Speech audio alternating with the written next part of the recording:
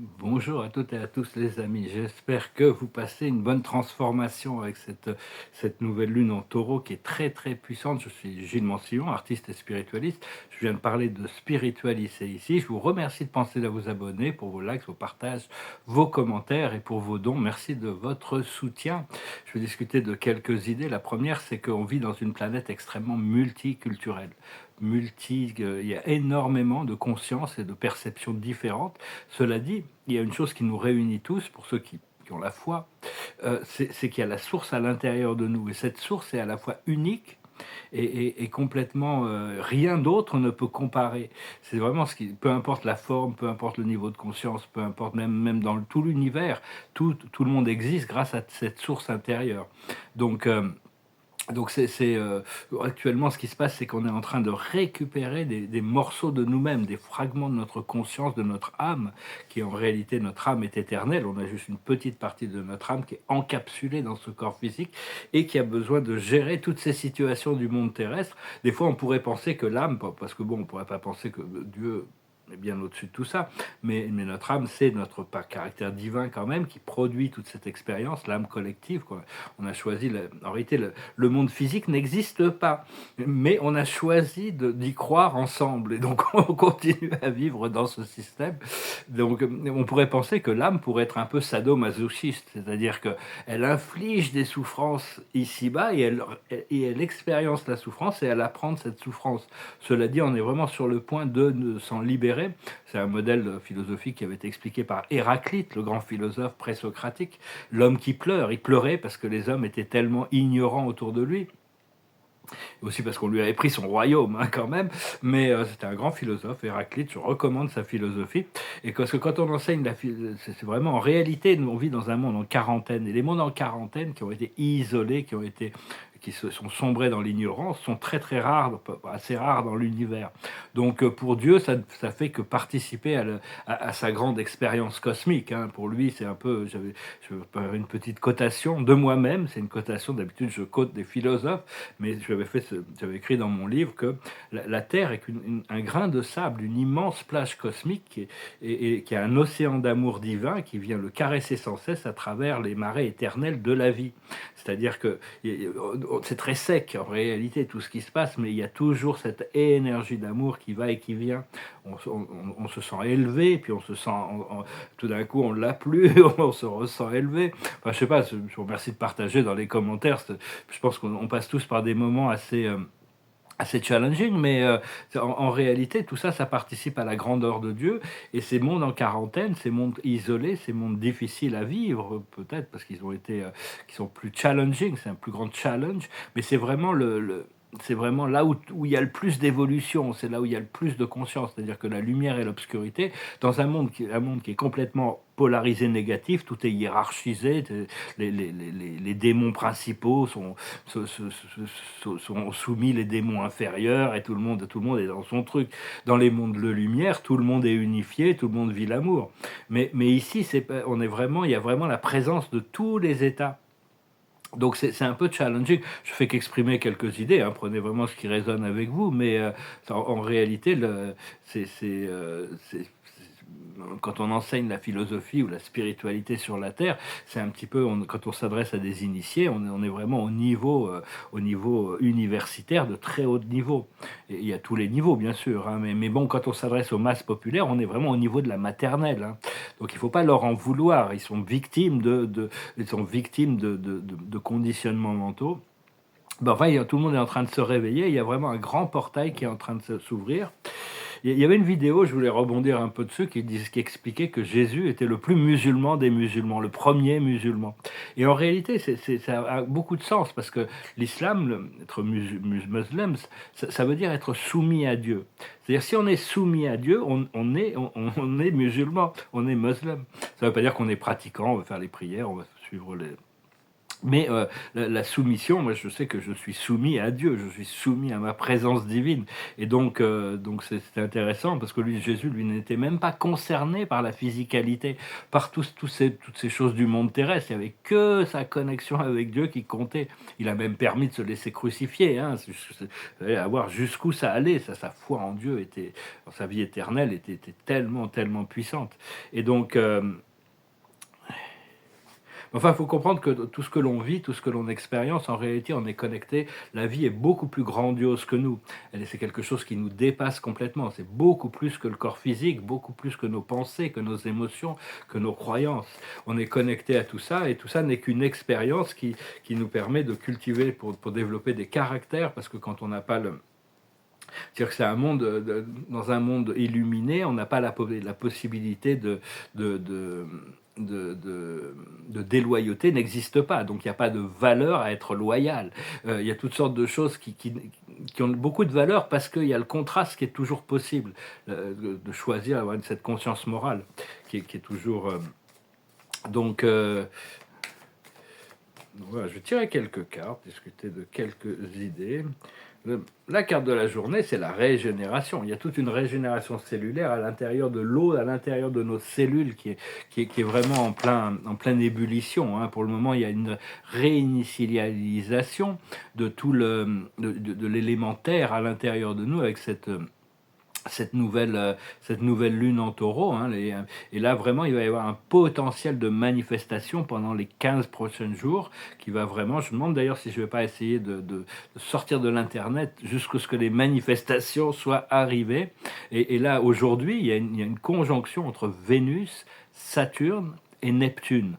C'est quelque chose d'assez rare et puissant, hein. C'est vraiment un triangle très puissant. Vénus, c'est l'amour divin. Ouais, je veux dire, bon, aussi, Neptune aussi, quand même. Enfin, c'est vraiment nos préférences, notre activation du corps de lumière. Vénus, c'est une planète ascensionnée qui nous aide beaucoup. Saturne, c'est la structure de l'univers, la structure du temps, la structure de l'évolution de la conscience. Et Neptune donne vraiment un potentiel illimité, hein. Donc, et il y a un alignement avec les Pléiades, hein, qui va aussi, qui va vraiment débloquer plein de blocages et ouvrir des potentiels.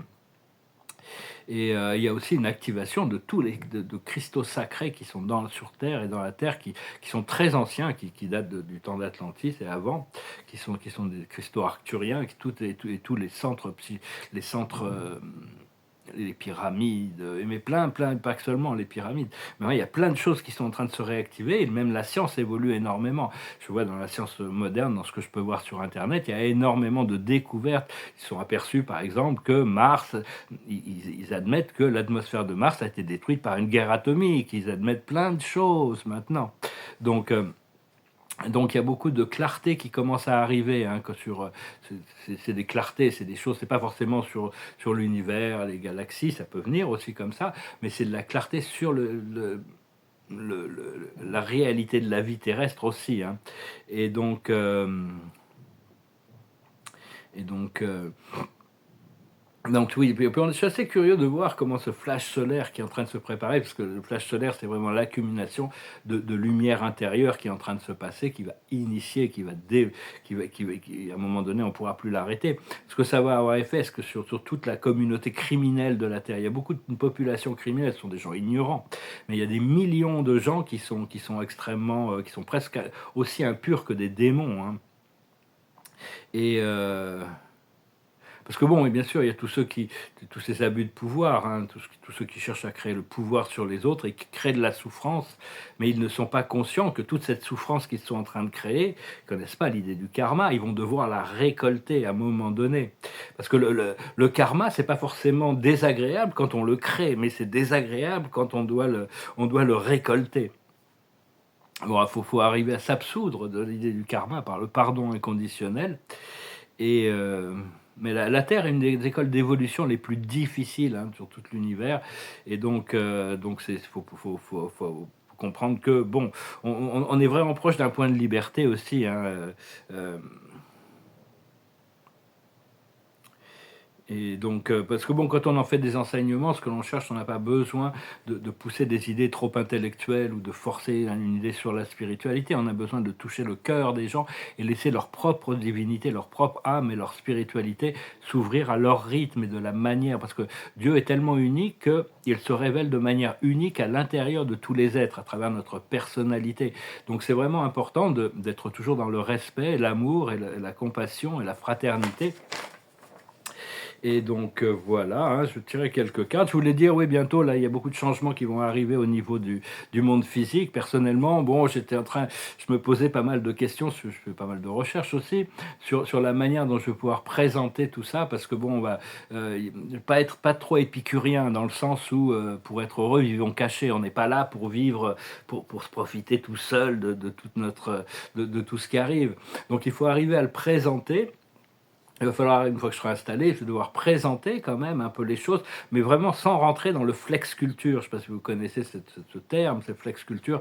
C'est tous ces gens sur Internet, sur YouTube, sur Instagram, qui montrent une vraie ou une fausse richesse, mais il n'y a pas de contenu émotionnel, il n'y a pas de contenu, c'est juste du déballage, et ça rend les gens très, très, très psychotiques aussi, tous ces c'est cet apogée du matérialisme. Donc on doit pouvoir réintroduire le vrai, le beau, le bien dans l'abondance du monde physique, sans que ça soit de manière assez discrète, mais quand même pouvoir partager quand même, hein. Donc on va voir tout ça, comment ça va se développer. Voilà les amis, je venais vous saluer. Je pense que là on est vraiment dans un portail extraordinaire, hein. Il y a toutes sortes de préparations qui sont en train de se faire et tout va arriver, hein. La carte de la journée, c'est la protection, savoir que notre destinée est protégée, on est protégé. Donc il ne faut pas avoir peur, c'est important de décharger toutes les peurs le plus possible. La sagesse, c'est l'immobilité. La grâce ici, c'est le signe, si on voit un signe, c'est un signe, quoi. Mais c'est vraiment l'immobilité, c'est d'arriver à revenir, toujours se connecter à cette source intérieure, hein, comprendre que bon, il y a énormément de cultures, c'est très intéressant la Terre parce qu'il y a énormément de diversité pour le créateur de pouvoir explorer tout ça, comment il va ramener tout ça à l'unité, c'est quand même assez mystérieux, mais c'est assez intéressant. Et puis bon, il faut voir qu'il va y avoir beaucoup de chaos sur la scène terrestre parce qu'il y a une nécessité de changement, donc il ne faut pas rentrer dans le drame du monde terrestre, c'est important. Et ce qu'il faut comprendre, c'est se tenir immobile. Donc il y a l'immobilité, c'est la sagesse, mais il faut comprendre comment faire pour revenir au centre, au silence, à l'immobilité de notre divinité intérieure. Dieu est éternellement serein, son immobilité. Par contre, dans le monde des formes, dans tout l'univers des univers, c'est sa transmutabilité qui rend son immuabilité. C'est parce qu'il est prêt à se transformer éternellement. Il faut comprendre que même les âmes sombres, rien ne se perd, rien ne se crée, tout se transforme. Toutes ces âmes sombres existent éternellement. Donc à un moment donné, elles vont être envoyées dans une autre dimension où elles pourront plus, quand la Terre augmente sa fréquence, elles ne pourront plus interférer avec la fréquence de la planète, mais elles vont aller autre part pour continuer d'évoluer jusqu'au moment où elles sont prêtes à revenir à la lumière. Dieu n'abandonne pas ses enfants, même ceux qui sont polarisés négativement. Cela dit, on sera content de ne plus avoir besoin de les gérer ici sur Terre. Ce qu'il faut faire, c'est le succès. C'est bien de rester léger, hein, mais enfin bon, on continue à cultiver l'essence du succès, savoir qu'on est déjà un succès de toute manière. Après ça, il y a les manifestations. Une fois que tout ça sera manifesté, le monde entier sera obligé de le reconnaître. Et l'aboutissant, c'est le leadership. C'est très important de pouvoir assumer les responsabilités de notre conscience et de prendre le leadership, de pouvoir diriger, de pouvoir assumer des responsabilités pour guider l'humanité vers sa reprise de pouvoir. Personnellement, je sais que j'ai beaucoup de responsabilités qui arrivent, mais bon, je vais être très content de pouvoir assumer toutes ces responsabilités. Je vous remercie infiniment pour vos partages, pour vos likes, vos commentaires, votre soutien. N'oubliez pas de vous abonner. Je vous remercie pour vos dons. Si vous avez une consultation privée, vous pouvez m'envoyer un email. Je suis encore disponible pour ça. Et je vous dis à bientôt. Namaste.